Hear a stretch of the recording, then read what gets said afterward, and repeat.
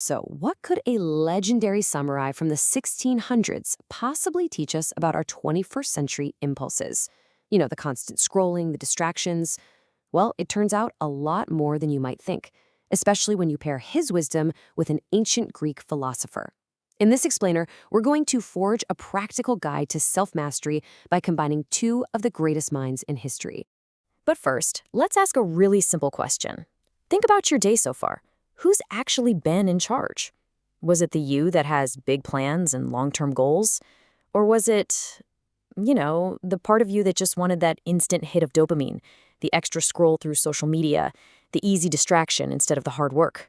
For most of us, it's a constant internal tug of war. And look, this isn't some personal failing. It's pretty much the defining battle of modern life. We all want to be better, healthier, more focused, more productive. But we're living in a world that is literally designed to hijack our short-term desires. So this fight between what we want most and what we want right now, that's exactly what we're here to figure out. So how in the world do we start winning this battle?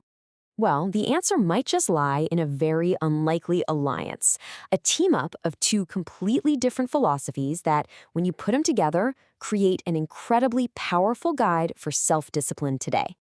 Okay, so in one corner, we have Miyamoto Musashi. He's an undefeated 17th century Japanese swordsman, a total master of strategy and, well, action. And in the other corner, we've got Plato, the ancient Greek thinker who basically invented Western philosophy, a master of logic and reason. Now, the crazy thing is, even though they were separated by thousands of miles and almost 2,000 years, they were both obsessed with the exact same idea: how to achieve mastery from the inside out.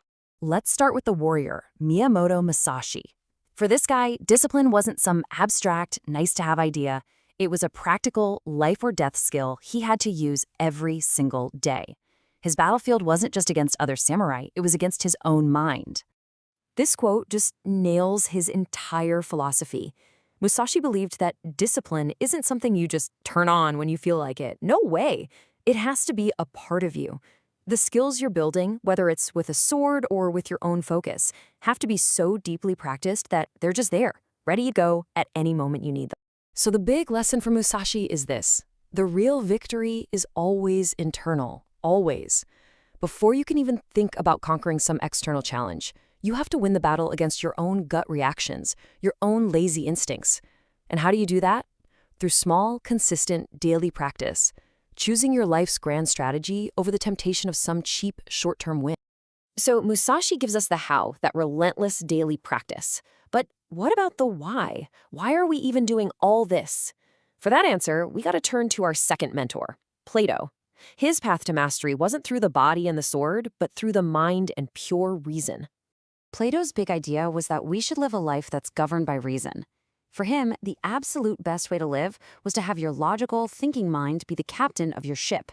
Your emotions, your desires, they're super powerful, for sure, but they should be the engine, not the one steering. Reason has to be in charge, pointing all that energy towards something meaningful. Plato basically saw our inner world as having three parts. You've got reason, that's your logical guide. Then you've got spirit, which is your ambition, your drive. And finally, you have appetite. All those raw, primal urges for food, pleasure, comfort. A messy life is when your appetite is just running wild. But a purposeful life, that's when reason sets the destination and uses your spirit to keep your appetite in check. Okay, so we have the warrior's action and the philosopher's reason. What happens when we put them together? This is where it gets really good. This is where we forge a practical, powerful framework for modern willpower by blending these two ancient ideas. The combination is actually so simple, but it's incredibly profound. You use Plato to figure out your why, your clear, rational purpose for what you're doing. Then you use Musashi to build the how, the relentless daily actions you need to build that life and protect it from all the chaos and impulse. All right, let's make this super practical. Here are 3 strategies you can use right now. Number 1, the philosopher's job. Define your purpose. Get crystal clear on your most important long-term goal. Number 2, the warrior's job. Build your rituals. Create small, daily, non-negotiable actions that push you toward that goal. And finally, number 3, act with intention. When you're faced with a choice, stop and consciously ask, does this serve my purpose, or does it just serve a passing feeling? And this brings us to what might be the most important idea of all. We always think of discipline as this cage, right? A bunch of rules and restrictions.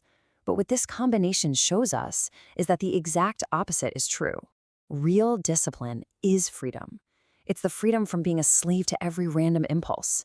It's the freedom to actually choose your path and build the life you truly want.